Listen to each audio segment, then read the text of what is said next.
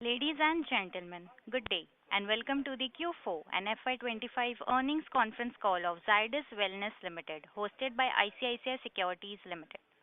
As a reminder, all participant lines will be in the listen-only mode, and there will be an opportunity for you to ask questions after the presentation concludes.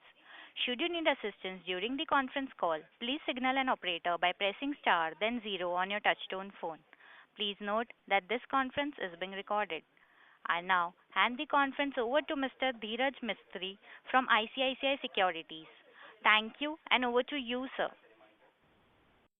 Thank you, and good evening to everyone. I would like to thank the management of Zydus Wellness to give this opportunity to host this call. We have with us Dr. Sharvil Patel, Chairman, Mr. Tarun Arora, CEO, Mr. Ganesh Nayak, Director, and Mr. Umesh Parekh, CFO. I would like to hand over the call to the management for their opening remarks. Thank you. Thank you. Good evening and welcome to the post-results teleconference of Zydus Wellness Limited for Quarter 4 Financial Year 2024-25. Like mentioned earlier, I have with me Dr. Sharvil Patel, Chairman, Mr. Ganesh Nayak, Director, and Mr. Umesh Parekh, CFO on the call. During the quarter, while the overall FMCG demand remained stable, several categories exhibited notable growth, reflecting positive consumer traction and evolving preferences. Consumption trend overview indicates that rural markets continue to outperform urban areas, buoyed by stronger consumer sentiment. This momentum is reflected in the robust growth of smaller unit packs, indicating increased accessibility and consumption at the grassroots levels. At the same time, the trend towards premiumization remains strong across geographies. Digital commerce continues its rapid expansion. Quick commerce is accelerating instant small basket purchases in metropolitan areas, while marketplaces are deepening their reach into smaller towns, supported by rising digital adoption and increasing appetite for premium offerings. On the macroeconomic front, easing food inflation is contributing to a decline in overall inflation, though volatility in edible oil prices and dextrose monohydrate remains a key concern. The company recorded its consolidated net sales growth of 17%, reaching 9,106 million rupees, accompanied by a volume growth of 13% on a year-on-year basis for the quarter. For the year 2025, financial year 2025, the company achieved growth of 16.2% with a volume growth of 12.4%, amounting to 26,912 million rupees, resulting in a healthy CAGR of about 10% in revenue from operations based on the FY21 base. The personal care segment continued to demonstrate strong consumer traction, achieving notable double-digit growth of 22.5% for the quarter, along with 33.4% growth for financial year 2025.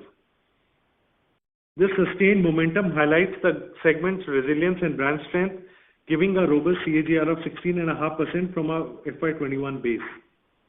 Currently, the food and nutrition segment maintained its upward trajectory, registering a solid quarterly growth of 15.4% along with 13% growth for financial year 2025, fueled by category expansion, product innovation, and strategic acquisitions. This translated into a consistent CAGR of about 8.5% from FY21 base, reinforcing segment's long-term growth potential. Organized trade saliency continued to improve, reaching 23% for financial year 2025. Of this, e-commerce contributed 10% and non-trade contributed 13%. Quick commerce now accounts for 41% of total e-commerce, benefiting from a lower cost to serve compared to overall e-commerce. As per MET March 2025, Nielsen and Kantar World Panel household data reported that the overall FMCG market in India, both urban plus rural, grew by 9% in value, 6% in volume, and at an overall level saw a 3% increase in household penetration. While Zydus Wellness outperformed in all these parameters, primarily driven by rural markets where it was higher, while Urban also contributed well on this platform. Let me give you an example. The overall, the household penetration for Zydus Wellness grew almost 4 times that of the market average, reflecting the strong brand equity, expanding reach, and strong resonance across households. We continue to drive innovation by leveraging companies' strong research and development capabilities. While a comprehensive list of launches and extensions for FY25 is available on our website, this quarter saw Evyouth brand entering sheet mask category with the launch of 3 exciting variants: Golden Glow, Anti-Pollution, and Aloe Cucumber. Gross margins have demonstrated stability with modest upward trend in a year-to-year comparison despite ongoing inflationary challenges. The performance is a result of prudent strategic hedging, favorable product mix, and a calibrated pricing strategies. Consequently, we have seen consistent margin expansion to net sales across all quarter on year-on-year basis, delivering 42 basis points in the quarter, 168 basis points for the year, and a total of 361 basis points over 2 years, financial year 24 and financial year 25. These results further strengthen our confidence in the effectiveness of our plans and actions. On the EBITDA front, the company delivered a growth of 17.1%, reaching 1,900 million rupees for the quarter, while net profit after tax increased 14.4% to 1,719 million rupees. For the financial year 2025, EBITDA grew by 23.2%, closing the year to 3,797 million rupees. And net profit, excluding exceptional item and one-time deferred tax assets, rose by 30% to 3,410 million rupees. Additionally, reported net profit as a percentage of revenue from operations improved by 1.3% on a year-on-year basis. Earning per share also registered a strong growth from 41.94 to 54.52 in financial year 2025. We remain focused on consistently enhancing shareholder value. In line with this, the board has recommended a final dividend of rupees 6 per equity share of face value rupees 10, which is 60%, representing a 20% increase over the dividend declared in the previous financial year. The board has also recommended a stock split in the ratio of 1:5, reducing the face value of rupees 10 to 2 to improve share accessibility. Both proposals are subject to shareholder approval at the upcoming AGM. The company's cash conversion from operations at rupees 3,800 million to EBITDA of 3,797 million rupees reflect a strong realization of 100%, demonstrating its ability to effectively support growth initiatives, maintain financial flexibility, and reinforce its commitment to disciplined capital allocation. Alongside financial performance, the company recognizes its responsibility towards environmental, social, and governance factors. As a result, our recent ESG publication and S&P Global rating for FY24 reflect a significant increase of 36.2%, reaching ESG score of 79. Notably, we have secured 99th percentile amongst 390 companies in our peer group with a 96% disclosure rate, covering both required and additional disclosures. With that, let me share some of the highlights of the operations for the year gone by, which will also cover category growth, market share numbers as per March 2025 report of Nielsen and IQVIA. On the personal care front, Evyouth continues to outperform the category, delivering strong and consistent performance. The face scrub category grew by 20% at MAT level. Evyouth scrub maintained its leadership position with 48.5% market share, marking a remarkable increase of 321.4 basis points over the same period last year. The peel-off category grew by 24% at the MAT level. Evyouth peel-off remains the market leader with 77.7% market share, reflecting a 6.1 basis point gain over the previous year. Evyouth brand holds the 5th position in the overall facial cleansing segment, holding 7.7% market share. Nycil outperformed category growth, continuing its strong and consistent performance. The prickly heat powder category grew by 21% at MAT level. Nycil has maintained its number one position with a market share of 33.8%. On the Glucon-D front, Glucon-D maintained its leadership in the glucose powder category with a market share of 58.8% at the MAT level. The glucose powder category grew by 19.7% at the MAT level, reflecting a continued consumer demand and regional relevance. The nutritional drink category has reported a decline of 2.1% at a MAT level with a continued softness across key metrics. Brand currently holds a market share of 4.0% at the MAT level. On the sweeteners front, sugar-free brand continues to maintain its dominant position, holding a commanding 95.9% market share in the sugar substitute category, which has grown by 6.7% at a MAT level. Sugar-free green is delivering strong double-digit growth fueled by rising consumer demand and increased volume uptake over the last several quarters. During the year, company extended sugar-free delight cookies through organized channels in the domestic market, receiving favorable consumer feedback. I Am Light, a low-calorie sugars alternative blended with stevia, continues to receive positive market feedback, showcasing strong consumer adoption and potential for future growth. On the Nutralite front, continuously expanding and diversifying the product portfolio, delivering double-digit growth with a 5-year CAGR supported by consistent volume growth and a wide-ranging product portfolio. Growth driven by dedicated B2B and B2C teams, ensuring sustained demand across multiple channels. On the new business of RiteBite, following the 100% acquisition of Natural India Private Limited in the later part of the previous quarter, the business is performing as expected. The integration and digitalization transformation are progressing smoothly, and with the business continuing to deliver strong growth across its product portfolio. Operational and strategic initiatives are on track, further reinforcing confidence in the long-term potential of the acquisition. We remain committed to improving margins and profitability in the coming quarters. Thank you, and we will now begin the Q&A. Over to the coordinator. Thank you very much. We will now begin the question and answer session. Anyone who wishes to ask a question may press star and one on their touchtone telephone.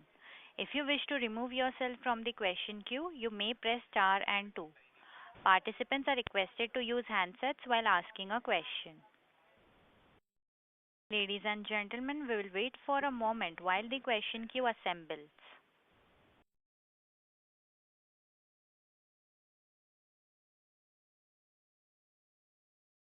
The first question is from the line of Tejas Shah from Avendus Spark.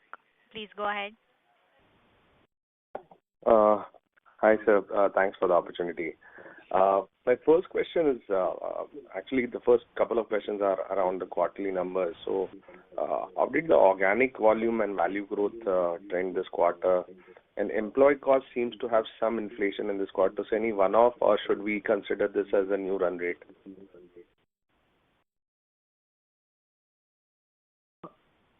Thank you, Tejas. First, I think comparable base business growth is low double digits. So we continue on our double-digit trajectory on a business as is, and reflected in mid to high volume growth, single-digit volume growth. So it's backed by a consistent volume growth as well. The employee expense growth is driven by a couple of factors. One, of course, is the fact that we have variable pay part of the cost structure, and there has been a good performance which we have to do. Secondly, there is a higher cost of people because the entire team of the acquired business is on payroll. Some of the the last mile sales, which typically in most FMCGs work on a third-party payroll or a distributor payroll. So therefore, there's a slightly higher percentage cost, which will, therefore there is a disproportionate increase in the base. But going forward, I think there should be some moderation, but this is the kind of base. This is the broad reason. Perfect, sir. Very clear. So EBITDA margins on annual basis have improved after a gap of 4 years on YOY basis. So first of all, congrats for that. But is there a sustainable shift here, or any guidance would you like to call out at this point? So, Tejas, I think we've been maintaining our clear intent is to move these numbers to 17-18% in the next couple of years. Most of our actions are in this space where we are strongly driving starting with our gross margins to stay positive. So, basis of some gross margin which is going back into investing for the brand and growth. Rest of that, we'll take it to EBITDA, and we'll also hope that with this growth momentum, we can also get some operating leverage. So we do believe that structurally we want to drive the EBITDA back to higher levels that we missed over the last 3-4 years. And the last one, if I may. On a consistent basis. Yeah. Yeah. So last one, if I may squeeze in on quick commerce, you made a very strong remark on that channel is doing fabulously well. So is it helping us to premiumize and reach new consumers, which we are not catering before, or is it largely serving the existing customers through a new channel? I think it's a bit of both, because quick commerce increases accessibility in the urban space. Top 10, 15 towns, top 10, 12 towns is where the max impact you find, and it increases the accessibility because distribution, however good it may be, has its own nuances, has its own challenges. So it obviously helps democratize better, and therefore able to reach some new consumers. We are finding at least few of our new spaces that we've got ourselves, we get much better, faster response in quick commerce. The challenges of competing in the limited availability of retail shelf is overcome by this. So it's doing both. It is obviously replacing some of the existing spaces, but it is also helping us reach out to a new set of consumers. Is there any brand which is over-indexed on growth in this channel?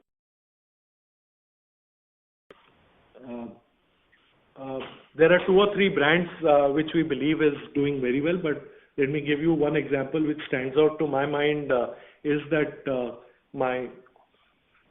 one is Complan. We find online and quick commerce has a higher than company index. Even a cold chain product like a butter does exceedingly well in this than in retail. So clearly some of these brands do find good traction with this. That's all from my side, and sir, all the best for coming quarters. Thank you. We'll take our next question from the line of Kinjal Mota from Banyan Tree Advisors. Please go ahead. Hi, thank you for the opportunity. My question is on RightBite acquisition that we did. If you can give any comments on what is the kind of growth that the brand saw in FY25, and moving forward, what is the kind of growth and margins that we could expect from RightBite coming off? So while we don't share exact, but we can tell you right now because it's going to be, to give you a flavor of it. The business has been only for about 4 months with us. We've seen higher than 50% growth on this brand, supported by tailwinds and a lot of good execution by the team. The margins have been positive, low single digits, and we hope to build on this as we go along with the operating leverage and synergy benefits coming. Sure. So moving ahead, what could be the sustainable growth that we expect in next 3 years or so? If you could comment on that. I think it's early days because we do believe there is a very high growth. Something we mentioned at the time of acquisition also, that over last 3 to 5 years, the business has done about 25% plus as a CAGR. We hope to continue doing that. Right now, we are tracking reasonably well on that. Sure. Thank you. That's all from my end. Best of luck. Thank you.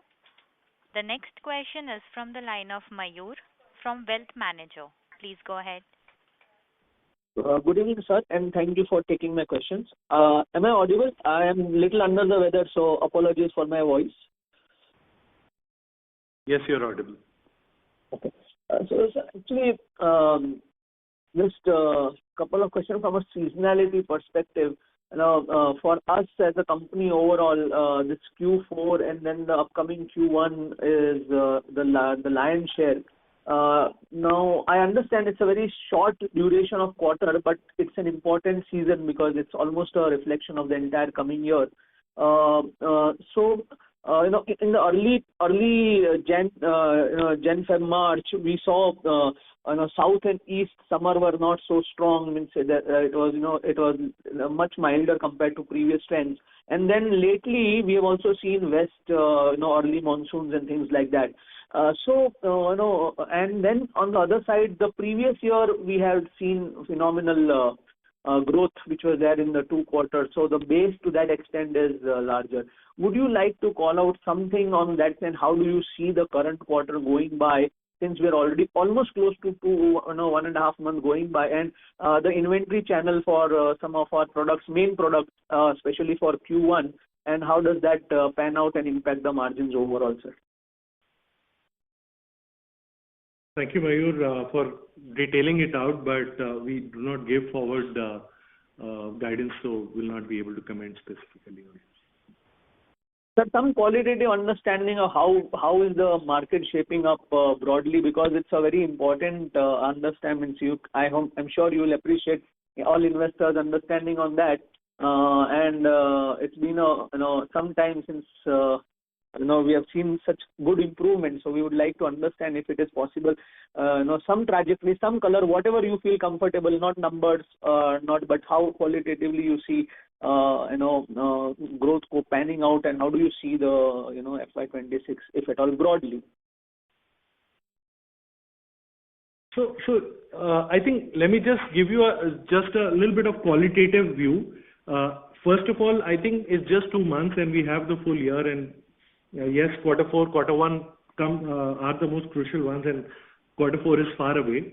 Quarter 1, some markets have got affected, but we do believe that we are working our bit to ensure our commitment to our double digit remains on track. So that's really what I would say. Everyone's seeing what you're seeing in terms of some markets getting impacted. Some of them are crucial markets for us, but we're working on solving for those given our portfolio and opportunities we have to double down on markets where there's still positivity. Right. Okay, sir. Just a small extension in a different way, just to understand. Sir, especially for Glucon-D and Nycil, is there, what kind of percentage demand broadly is non-seasonal? Means, because while these are seasonal products, we understand, but there is a base demand also, and these are products which are consumed broadly throughout at different places, geography. India is a very tropical. So from that perspective, just some broad understanding. Will it be fair to say that 20-25% of these products are consumed throughout the year, or is it or is the skewness much larger? Some way to understand the seasonality of especially these two, which are heavy quarters for us, which are heavy products in the quarters. For these two products, skewness is much larger, so only 10-15% of these products sell in the quarter 2, quarter 3. Okay, quarter 2, quarter 3. Okay. That's it from my side, sir. Thank you and wish you all the best. Thank you. Thank you. Participants, in order to ask a question, please press star and 1 now. The next question is from the line of Madhur Rathi from Counter Cyclic Investments. Please go ahead. Sir, thank you for the opportunity. Sir, I wanted to understand regarding our right acquisition and the capital allocation policy regarding that.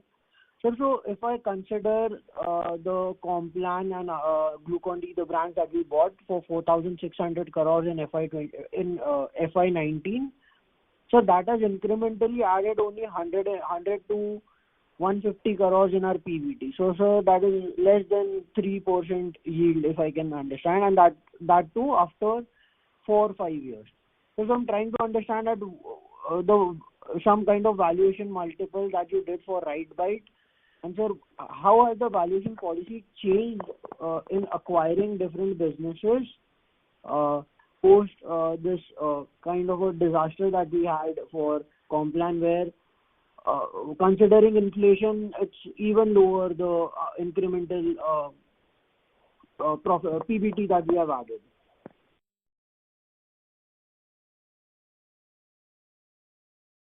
First of all, your assessment on the other acquisition is not accurate, but we'll let that be. We'll focus our answer on NIPL, on the valuation piece. I'll let Tomesh answer that. Yeah, so we actually do due diligence and value the company using multiple parameters and methods. So also the latest one that we use is the market benchmark of the recent acquisition. So based on that, because generally such startups which are growing at a high speed, there is a likelihood that there is hardly any operating margin there. But I think it's a good acquisition because when we acquired, it was almost all to break even. So in terms of the sales multiple, it was about 3 times of sales multiple of FY24. And that we thought is really a good price to pay, and that's what we have been currently also realizing, that the kind of growth that we have been getting through this acquisition and the operating margin, we have it has become positive over last 4 months. And we expect it to be FY26 cash EPS positive. Yes, it's going to be, if it runs the same way, and we are hopeful, it's going to be EPS accretive by 2026. Cash EPS. Cash EPS accretive, yeah. Maybe some depreciation involved. Got it. So if I look at our company, sir, so the main strategy that we are following is acquiring brands and dominantly market leaders in smaller segments and growing them out.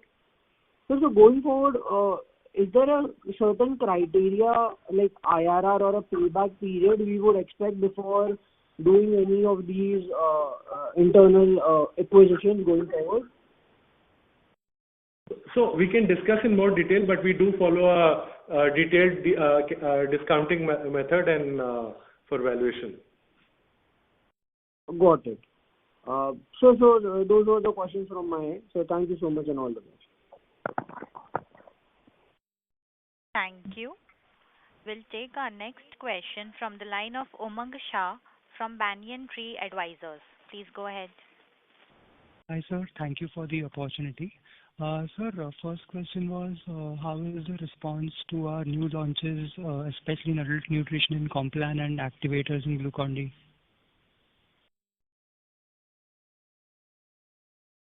So, I think Activors, we've got Glucon-D Activors, we've got a reasonably good response. It's in line with the numbers we've set internally.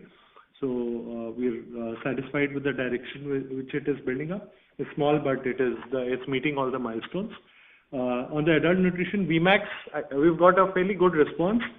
The market is sluggish, but we are quite hopeful to build on it, and it's a long haul because these brands, we've taken a route of expert marketing, which is we are only detailing to doctors and a little bit of digital. So it'll be a slow burn, but that's also looks to be on track on most of the feedbacks that we've got. So early days, but Right. Very important for us to build on the new products that we've started off on. Right, sir. Right, sir. And sir, so of the 6,900 crore category of nutrition drink, how much would be adult nutrition? Any idea? It'll be, I think, if I remember the numbers right, about 20%. 20%. 18 to 20%. Okay. And sure. And we would like to index our presence here as much as we have in children nutrition, right? At least that, our wish list is that, at least that. Maybe more, but Sure, sir. we'll get there. First, we have to get our fair share. Sure, sir. And sir, in facial cleansing segment, it's only we've been present in this segment through scrub and peel off since many years now, but it's only in last 2 years that we see a slew of launches in segments like facial masks and face wash, the anti-pollution, anti-tan range, etc. So sir, what gives us this confidence right now to enter into this category in such an aggressive way, considering the fact that we are number 5 in this market?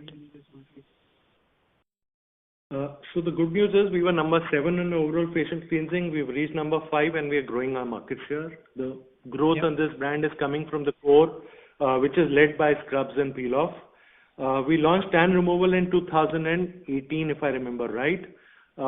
We had very good response during COVID. So 2022 we had some drops, but we have recovered and we are building it back. And we've also been in the process of launching more products. So we've seen the activity levels for us has gone up. In between, we also launched, which you probably missed, the body lotion. So we've had every 1 or 2 years a launch.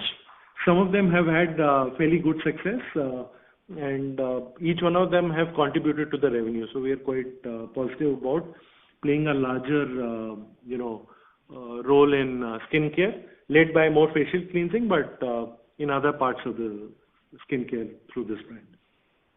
Right, sir. Great, sir. And sir, last question, if I may add, how are we positioning I Am Light Sugar in the market, and what has been the feedback so far? So, I Am Light was launched only last year because we had the earlier brand Sugar Light, which got into trademark issues. So we are almost recovering. We are still a little behind, but most of the critical markets we have started recovering whatever we had on the earlier brand that we had built over 4 years. We started recovering closer to those numbers in key markets and key platforms. Not fully there in a couple of them, but some markets, some channels, we've already recovered those numbers. So at a higher price. So we are quite positive that in another 6-8 months we should be beyond the past and building forward on it. The proposition we believe is still very good.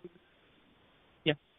So we obviously believe most of our brand, and this is practically, while it's in the sweetness platform, it's a brand on its own right, should be sizable, at least 3 figures eventually. So it's a journey which we are doing. So first let it cross those milestones, and then eventually it should have a 3-figure number, which is necessary for it to be. So at least 15-20% of the overall sweetness portfolio should come from this brand eventually. Great, sir. Thank you so much, and all the best. Thank you.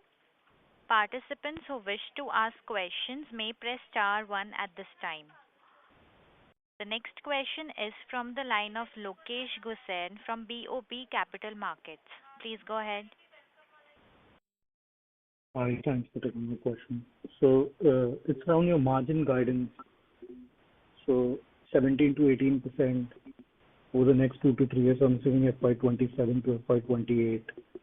I wanted to understand the drivers for that because in the current inflationary environment, commodities have obviously gone up quite a bit, and that's probably a base as well. Your gross margin expansion slowed down to about 25-30 basis points in the fourth quarter. So while I understand percentage margins is a target, but maybe at this time it's more about offsetting inflation, like just the rupee inflation rather than restoring percentage margins. So is there any revision required in the percentage margin guidance that is 17 to 18% right now, which was called out before this phase of inflation, I guess? So. Look, I would say this is the business objective that we have taken because we believe to even invest back in the business, we need to make it profitable. And therefore, we are looking to 17-18% as a journey. We do recognize that there will be ups and downs. There will be inflationary points. It's been a volatile market. We have seen last year the oil prices shooting up substantially, which are cooling down right now, and we've been able to pass in steps as a following measures on those costs. Now the milk is going up in recent few weeks we have seen. So some of these parts are part of life and part of doing business. we are quite conscious of the fact that we intend to get there. We will therefore use our pricing power, mix of cost management actions to keep on the journey of gross margin improvement, which still has scope for another couple of points, percentage point improvement over the next couple of years. And remaining is to be a bit of operating leverage to get there.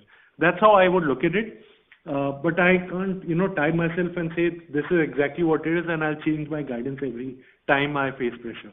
This is the intent, and our action's going to be guided by this intent. But we will not compromise short term. We will not compromise on the growth action. So you've seen part of our gross margins being invested in the growth as well through marketing activity. So that's a broad way we are envisaging our business to build up. Got it. And then just to follow up on that, first, for operating leverage, so I wanted to clarify if you're going to maintain the A&P to sales ratio going forward, since these are good categories. And secondly, are you assuming any certain level of commodity inflation when you're looking at a couple of percentage points improvement in your gross margins?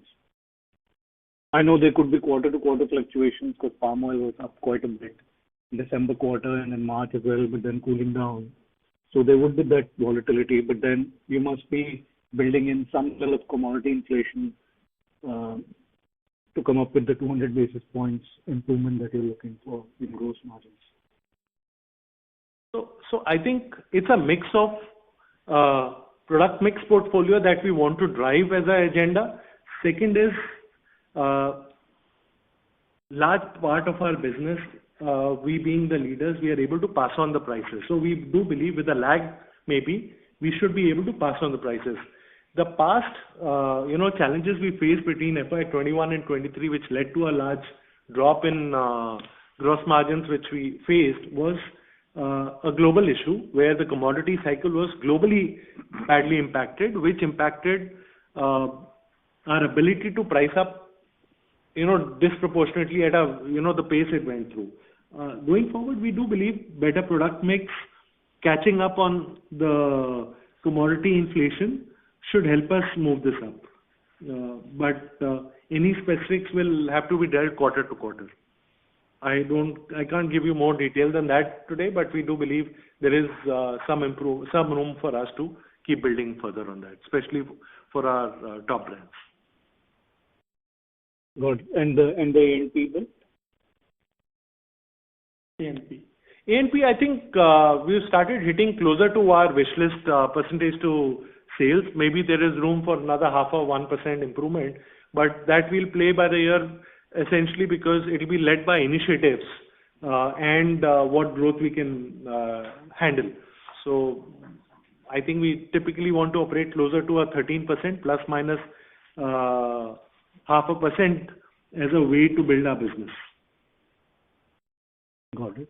Thank you. Thank you. Before we take the next question, we would like to remind participants that you may press star 1 to ask a question.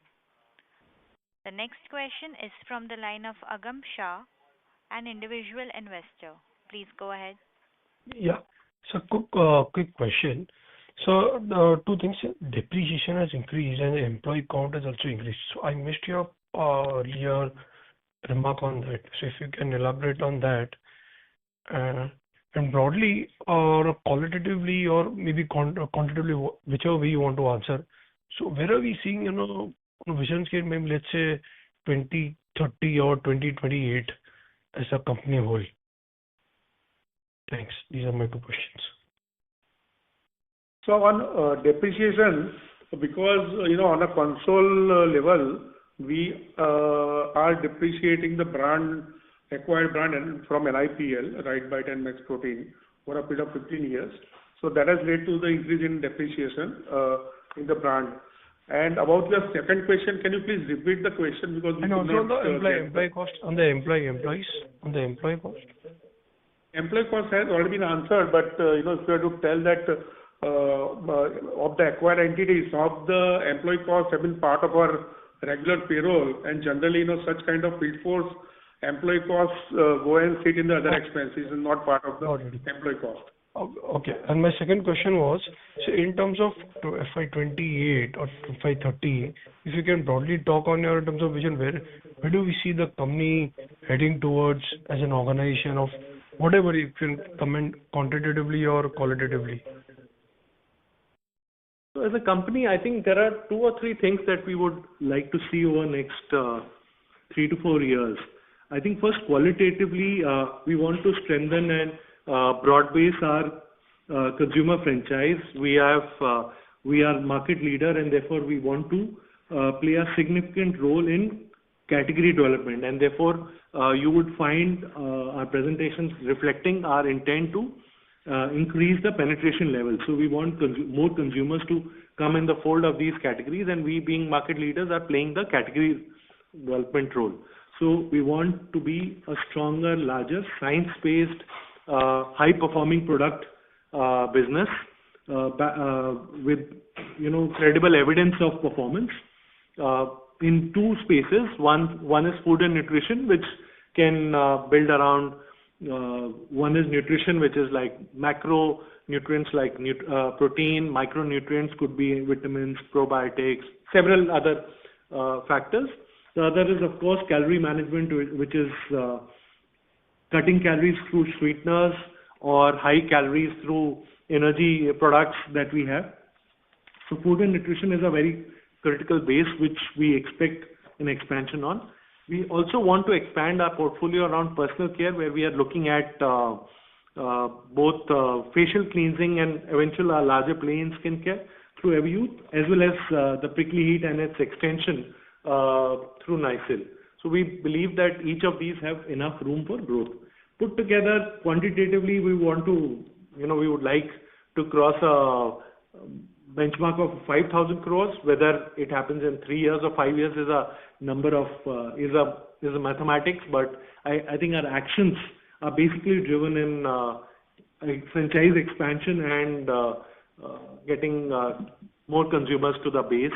We're also seeking to expand our presence outside India. We do believe there have been some challenges in our critical markets. Earlier, some African markets were under pressure. Of late, some South Asian markets have been under pressure. But having said that, we do believe that every 3 years that business can double, eventually getting to 8 to 10% of our portfolio. So that's really the gist of our business. We've already talked about the bottom line profile of the business, which we believe 17-18% can be done. So good, profitable, sizable business as we envisage in next 3 to 4 years. And this last question on the tax front. So next year, will we be paying tax, or so how is it on the tax front? So FY26 and FY27, there won't be any cash tax payout. There would be certainly, deferred tax liability on the tax front, but there won't be any cash tax payout. Similar to the current levels. You are talking about the deferred tax liability? Yeah. So for FY25 also we haven't paid much, right? Similar to So we won't be paying. We won't be paying in cash tax up to FY27. Okay, got it. Okay. Thank you and all the best. Thank you. The next follow-up question is from the line of Umang Shah from Banyan Tree Advisors. Please go ahead. Hi, sir. Thank you for the opportunity again. Sir, the inventory, the channel inventory currently, especially in Glucon-D and Nycil, is it significantly different as of now compared to last May?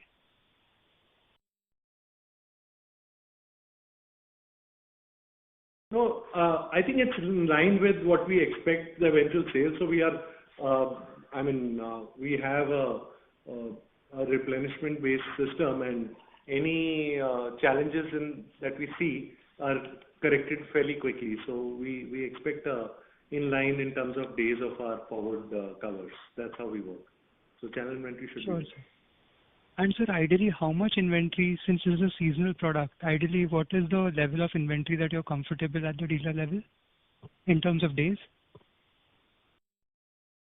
So typically, there is spike which comes in the in the season, at the start of the season, so we start building the inventory. So typically Jan, Feb, March, especially January and February, the distributors are carrying fairly high inventory, and we support them in various ways for the inventory buildup. Towards the May, June, the inventory actually starts dropping. So the peak can go up to 40 days. When it drops, it comes down to almost 30 days, sometimes 20, 25 days level also. So it varies. And also it's a function of how the season plays out. Right, sir. Right, sir. Fair point. And so just last one thing, on the Sugar Free India website, we were not able to locate the Delight cookies, while you have chocolates and sugar free and everything. So that was one thing. And second question was, how have we positioned Sugar Free Plus as opposed to Sugar Free on a lot of things? And how are we reshaping the brand in any way?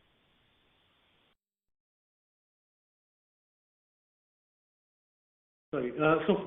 Thanks for the feedback. I will check it because we are also building a Sugar Free Delight site, which will eventually capture a lot of our domestic and international portfolio on sugar-free extensions. But I'll check on the cookies as well. So how are we positioning? Your next question was, how are we positioning Sugar Free Gold Plus versus Sugar Free Gold? Is that the question? Yes. So what has happened is, if you go back to May 23, WHO had put aspartame in possibly carcinogenic, not enough evidence kind of grouping.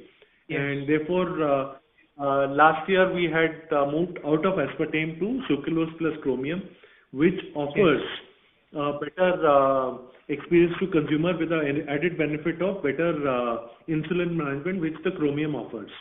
And therefore, the positioning is that it is more suitable for people who want to control their insulin levels while keeping the calories lower and not have sugar.